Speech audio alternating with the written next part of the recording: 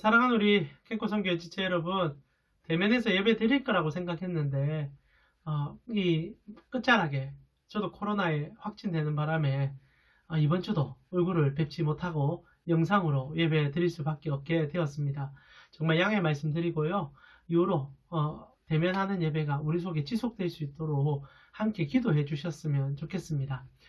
부득불 온라인 예배를 드릴 수밖에 없지만 우리가 마음은 정말 대면에서 드리듯이 쏟아내면서 함께 나아갔으면 좋겠고요. 그런 과정 속에 오늘 함께 나눌 말씀은 여호수아 12장 전체입니다. 여호수아 12장 1절에서 24절 말씀, 언제나 그리하던 말씀 먼저 읽어보시고요. 본문 속으로 같이 들어가 보았으면 좋겠습니다. 말씀 한번 읽어보시죠. 다 읽어보셨습니까? 하나님 나라를 이루어 간다는 것, 그리고 하나님께서 우리에게 주시는 그 가치가 무엇이냐는 것에 대한 고민들은 아마 성도가 시작부터 끝까지 늘 해야 되는 문제인 것 같습니다. 한때 한국교회는 우리의 신앙은 천국, 죽어서 가는 곳만을 하나님 나라로 생각을 했었죠. 그러나 오늘날 우리는 더 다른 관점에, 그리고 성경이 말하는 관점에 하나님 나라를 더 많이 발견하고 있습니다. 그것이 무엇입니까? 지금 있는 이곳에서의 하나님 나라, 그리고 내가 경험하는 곳에서의 하나님 나라의 가치. 그래서 이곳에서 하나님 나라를 경험하는 자들이 죽어서도 하나님의 영원한 나라에 들어가는 그 가치. 그래서 천국은 마치 어느 신기루와 같은 곳이 아니라 만져지고 느껴지고 경험되지는 현실의 뿌리를 박은 영성임을 요즘 알게 되어 가고 있는 중이죠. 그런 과정 속에서 오늘도 우리는 하나님 나라의 가치를 말씀 속에서 풀어내는 여호수아의 입술에 우리의 길을 맞춰보고 싶은 생각이 듭니다. 사랑하는 우리 캠코선교 지체 여러분, 오늘 본문 읽으셨을 건데요. 아마 쉽지 않으셨을 것 같습니다. 실제로 11장까지는 이제 전쟁사를 기록해 놓았지 않습니까? 그래서 영웅이 등장을 하고요. 그리고 여러 가지 전략적인 전쟁의 모습이 보여지고, 그리고 하나님의 기적적인 손길도 나타남을 통하여 읽는 독자로 재미도, 흥분도, 그리고 신앙의 모범도 배울 수 있는 내용들로 되어 있죠. 그래서 아마 우리의 기억 속에 있는 여호수아는 11장으로 끝이 날 것입니다. 그리고 12장에 넘어오면서 이제 우리가 계속 보게 되는 이 여호수아의 장면들은 전쟁사와 필적할 만큼의 양으로 기록되어 있으면서도 성도들이 읽기 힘들어하는 땅을 분배하는, 그리고 족보의 이야기가 들어있는 장면으로 들어간다는 거죠. 오늘 시작부터 읽으시면서 힘드셨을 것 같습니다. 오늘 본문에 총 33명의 왕이 등장을 합니다. 왕의 이름도 많이 나오지만 이 왕을 읽어내는 것도 쉽지 않으셨을 것 같아요. 그래서 아마 덮어버리고 싶은, 이걸 왜 읽어야 되나? 라고 생각하는 분도 계시리라 생각합니다. 그러나 조금 과감하게 말씀드리면 안 읽어도 될 것 같긴 해요. 실제로 오늘날 이 왕들의 이름과 이 땅 차지가 우리하고 무슨 상관이 있겠습니까? 그래서 스킵하듯이 읽으시는 것도 나쁘진 않다라고 저는 생각을 해요. 그러나 그래도 저는 목사이고, 그리고 여러분과 함께 나누는 과정 속에 있으니까 다시 한번 눈을 떠서, 하나님이 허투루 쓴 성경은 아니거든요. 이유 없이 이런 일들을 적은 건 아니기 때문에 찾아 나아갔으면 좋겠고, 그 일환으로 아마 앞으로 계속 읽기 힘든 족보의 얘기 속에서 하나님께서 우리에게 어떤 하나님 나라의 가치를 가르쳐 주는 일 끄집어내려고 하거든요. 그 첫 번째 시작으로 오늘 함께 읽은 본문 속으로 들어가려고 합니다. 오늘 본문은 두 파트로 나누어집니다. 1절에서 6절까지와 그 6절에서 24절까지의 내용이죠. 그리고 1절에서 6절까지는 두 명의 왕이 기록이 되어 있고요. 7절에서 24절까지는 31명의 왕이 기록이 되어 있습니다. 자, 그렇다면 여러분의 생각에 어느 내용이 더 심도 있고 더 중요하게 다뤄야 될까요? 이런 얘기만 들었다면 당연히 7절부터 24절까지 31명이나 되는 왕의 이야기가 이 성경이 더 중요하게 얘기하는 것처럼 느껴질 수 있지만, 읽어보신 분들은 아시죠?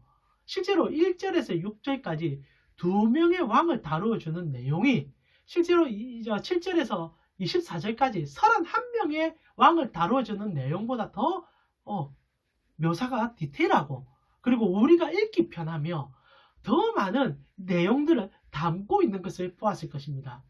마치 우리로 두 명의 왕을 나누어주는, 그리고 나머지 31명의 왕을 쪼개서 분리시켜 우리의 눈이 두 명의 왕에게 더욱더 집중하기를 원하는 성경적 기교의, 문학적 기교의 한 장면을 여러분이 보셨을 것 같아요. 왜 성경 기자는 이렇게 두 명의 왕을 더 중요하게 많은 것들을 묘사하고 나머지 왕들은 왕이다 왕이다 왕이다 하면서 31명의 이름만 나열했을까? 여기에 하나님 나라의 가치가 숨겨져 있다는 거죠. 여러분이 아셔야 될 게 1절에서 6절까지의 내용은요, 이 요단강을 기점으로 했을 때 동편에 있는 땅을 분배하는 내용입니다.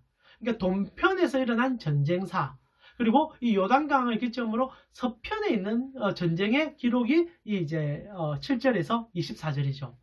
중요한 것은 여호수아 전체를 볼 때는 여러분과 함께 읽었던 7절에서 24절까지 31명의 왕의 이야기입니다. 그래서 여호수아 전체는 이 31명의 왕들을 지지고 뽑고 다루었던 내용이고요. 실제로 여호수아서에서는 이 1절에서 6절까지의 내용은 나오지 않습니다. 여기의 내용은 우리가 함께 민수기에서 봐야만 했던 내용이죠. 그러나 여러분과 제가 민수기를 나누진 않았는데요. 민수기에는 중요한 사건들이 굵직굵직하겠는데 그 중에 이제 이스라엘 백성들과 함께 가나안 땅에 들어가길 원했던 모세가 가나안 땅에 들어가지 못했던 이야기가 이 민수기의 마지막 하이라이트처럼 드러나죠.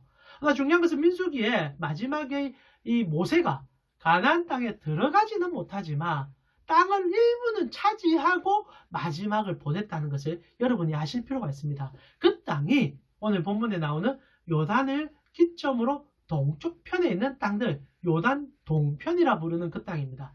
이 땅은 모압, 암몬, 에돔 이런 지역들이 있었던, 이런 지파들이 있었던, 그래서 이스라엘이 그 땅을 차지하는 놀라운 일들을 경험했던 그 지명들이죠. 자, 그러나 중요한 것은요, 여호수아서에서는 이 요단 동쪽에 있는 이야기들을 1장에 잠시 다루고 스킵하듯이 지나간 다음에는 이 서쪽 편만 다루었다는 겁니다. 근데 이 마지막에 땅을 분배하는 관점의 첫 시작으로 기억하기 쉽지 않은 이 동편의 이야기, 잊혀질 수 있는 이 동편의 이야기, 이제부터 이스라엘의 모든 역사와 문화의 중심은 서쪽 편으로 이루어집니다. 동편은 잊혀질 수 있는 땅의 이야기를 왜 성경은 강한 어조로 많은 서술로 그 전쟁을 다루어 주냐라는 질문을 할 수밖에 없게 만드는 본문이 오늘 이 첫 땅의 분배의 시작이라는 거죠. 말이 조금 길어졌는데요. 사랑하는 우리 캠코 선교회 지체 여러분, 요단 동편은 실제로 하나님께서 이스라엘 백성들과 함께 땅을 차지한 다음에 두고 서쪽 땅으로 진행하려고 했던 하나의 땅이었습니다. 그리고 나서 땅을 다 차지한 다음에 분배하려고 했는데 이 민수기에 재밌는 일이 한번 일어납니다. 이 요단 동편 땅이 목초지였던 것 같아요. 그러니까 소위 말하는 이제 성이나 도심의 중심지가 아니라 목양하기 좋은 땅, 그런 땅으로 이렇게 형성이 되어 있었던 것 같은데 이 땅을 바라보던 두 지파 반이 그 땅을 요구하는 사건이 있었습니다. 민수기 마지막에. 그러면서 이제 여호수아서에서도 그 얘기를 한번 거론을 하거든요. 제가 한번 읽어드리겠습니다. 여호수아 1장 12절에서 13절 9절인데요. 여호수아가 첫 시작할 때, 전쟁을 시작하기 전에 여호수아가 또 르벤 지파와 갓 지파와 므낫세 반 지파에게 말하여 이르되 여호와의 종 모세가 너희에게 명령하여 이르기를 너희의 하나님 여호와께서 너희에게 안식을 주시며 이 땅을 너희에게 주시리라 약속하셨나니 너희는 그 말을 기억해라. 어떤 기억을 가지고 이 전쟁에 임해달라고 부탁하는 내용이 처음 나옵니다. 역사의 현상은 이래요. 이스라엘 백성이 가나안 땅으로 들어오기 전에 요단 동편의 땅을 차지하게 됩니다. 그때 이제 이 두 지파 반, 르우벤 지파, 갓 지파, 므낫세의 반쪽 지파가 우리는 목양을 하는 지파니까 가나안 땅에 들어가서 도시 생활이 아닌 이 목주지에 머물고 싶습니다. 그래서 땅을 먼저 주시면 안 됩니까? 모세에게 요구를 합니다. 모세가 난감한 거죠. 왜냐하면 전쟁이 아직 시작도 안 됐는데 벌써 땅을 달라는 지파가 있으니까 조금 불쾌하게 여깁니다. 그때 이제 이 두 지파 반이 모세 선생님, 모세 스승님 오해하시면 안 됩니다. 우리가 전쟁을 끝까지 참여할 겁니다. 우리 남성들은 끝까지 참여하겠지만 우리는 목양을 하는 지파 아닙니까? 이 양을 데리고 들어가기 곤란스러우니까 여성과 아이들은 이제 요단 동편에 두고 우리는 다 따라가서 전쟁을 치르면 맨 앞에서 선봉대로 서서 목숨 걸고 싸우겠습니다. 그러니까 모세가 흔쾌히 받아줍니다. 너무 괜찮은 의견이다. 그래서 양을 쳐라. 그리고 이제 여성과 아이들은 남아라. 그러나 전쟁에 참여 가능한 너희는 다 따라가자. 그리고 요단 서편으로 함께 넘어온 겁니다. 그리고 이제 여호수아가 시작될 때 여호수아 장군이 이 두 지파 반의 그 장정들에게 얘기하는 거예요. 너희가 이제 드디어 모세와 했던 기억의 그 언약을 지킬 시간이 왔다. 그러자 두 지파 반이 아멘, 우리는 헌신하겠습니다. 그때 약속을 잊지 않았습니다. 우리가 제일 먼저 서서 이 전쟁이 끝나는 그날까지 최선을 다하겠습니다. 진짜 최선을 다했습니다. 전쟁사를 저희가 다 살펴보았는데요. 이 전쟁이 적게는 6년에서 많게는 16년간 진행된 것 같습니다. 실제로 여러분과 제가 읽고 있는 이 이제 땅 분배 내용에 보면은 14장쯤에 여러분 갈렙이라는 이제 용장이죠. 유다 지파 용장이 자신의 나이가 85세라는 말을 합니다. 그러나 실제로 전쟁이 첫 시작할 때 이 갈렙의 나이가 79세였거든요. 그러니까 정복전쟁이 사실상 한 텀 완전히 끝났을 때가 6년 타고, 그리고 땅을 분배하면서 남아있는 마지막 게릴라 작전까지 해소하는 장면까지 가면 16년이란 적지 않은 시간이 걸린 것 같아요.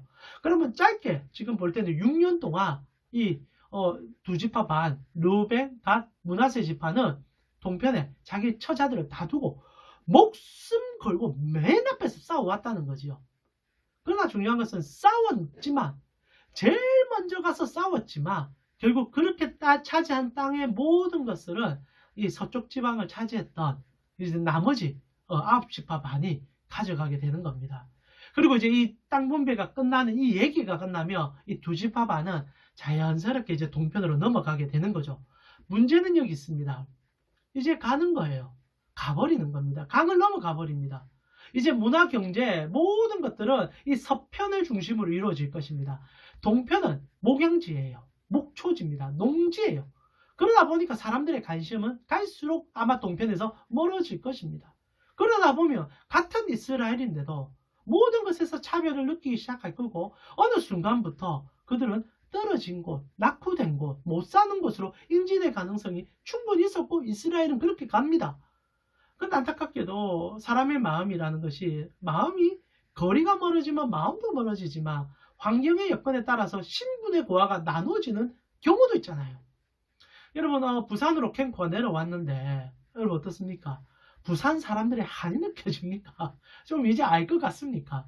실제로 부산 사람들은요, 제2도시에 산다는 자부심이 있거든요. 근데 서울, 경기도에 있는 사람들은 부산에 있어도, 울산에 있어도, 대구에 살아도 전부 지방입니다. 그리고 조금 안 좋게 표현하면 시골입니다. 모두 시골이에요. 저 밑에 있는 시골들입니다. 그러니까 우리로서는 그렇지 않다. 같은 사람 사는 데고 같은 일들을 하는 데다. 근데 뭔가 경제적으로, 환경적으로 차이가 나는 듯한 그 느낌 지울 수가 없잖아요. 아마 서울에 계셨을 때 못 느낀 거 이 부산에 내려오셔서 한 번쯤 느껴보셨을까 합니다.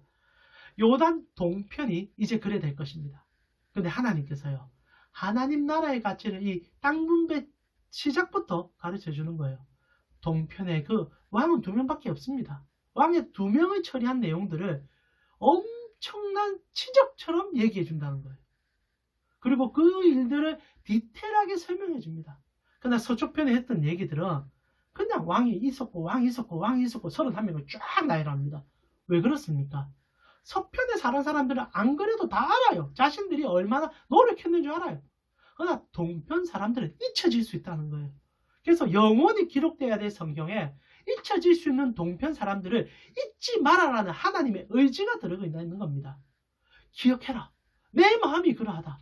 나는 동편을 늘 쳐다보고 있다. 저들도 우리 백성이요. 저들도 하나님의 나라의 일꾼들이다. 저들이 맨 앞에 서서 죽을 때까지 싸웠다. 나는 잊지 못한다. 혹시라도 너희는 잊으면 절대 안 된다. 하나님의 마음이 녹아있는 본문이에요. 그래서 동편 땅에 그 2명의 왕을 처리하는 장면을 너무나 리얼하게 묘사해 줍니다. 기억하라는 거예요. 생각하라는 거예요. 100년이 지나고 200년이 지나도 잊으면 안 된다는 겁니다. 하나님 나라는요, 가장 잊혀지기 쉬운 자들, 가장 사라지기 쉬운 자들을 가장 높여 띄우고 그들을 우리의 공동체 속에서 가장 귀함을 인정함으로 더불어 함께 가는 그 일들을 이루는 겁니다. 잘한 사람에게 칭찬이야. 그냥 기쁨의 수고일 뿐이겠지만 힘든 자들에게 하나의 칭찬은 날개를 달아주는 것 같습니다. 오늘 본문은요, 하나님의 시선이 그의 나라 속에 어디에 머물고 계시는지를 우리에게 다시 한번 가르쳐 줍니다. 성경은 하나님이 언제나 고아와 과부를 사랑한다 하셨습니다. 언제나 동일하게 연약한 자를 향하여 보시는 하나님의 눈을 내가 한다면 여러분도 무엇을 가장 먼저 보는 것이 하나님의 나라의 가치를 사는 자들의 삶인지를 생각할 수밖에 없을 거라 생각합니다. 이 땅에서 하나님의 나라를 경험하고 싶을 때 우리가 가장 먼저 해야 될 것은 우리의 이웃의 삶을 내 삶에 담는 작업입니다. 더불어 함께 웃을 수 있는 나라가 천국이지 나만 웃는 나라는 지옥입니다. 하나님께서 오늘 첫 땅의 분배의 가치부터 하나님 나라의 그 더불어 함께의 가치를 가르쳐주고 있음을 느끼며 여러분 캠코에서 여러분의 시선에 더 담아야 되는 사람들이 누구인지를 다시 한번 가슴에 새기고 오늘 설교를 마치고 여러분 아마 모임을 정리하실 때 꼭 기도하셨으면 좋겠어요. 하나님, 내가 캠코 안에서 오늘 기록된 하나님의 마음을 정말 시원하게 해결해드리는, 나는 정말 하나님의 나라의 가치를 삶으로 살아가는 연약하고 힘든 자들의 이웃이 내가 되기를 바라는 마음으로 기도하며 마무리하셨으면 좋겠습니다. 하나님의 눈이 있는 곳이 그것이 천국입니다. 그러면 내가 그 자리에 서 있어야 되고 그 자리로 함께 데려와야죠. 그리할 때 놀라운 회복의 은혜가 우리 캠코 속에, 그리고 여러분 가정 속에, 그리고 여러분의 교회 속에 임하게 될 것입니다. 다음 주도 이 땅 분배 문제를 가지고 하나님 말씀 함께 나누겠습니다. 한 주간 말씀 속에서 승리하십시오.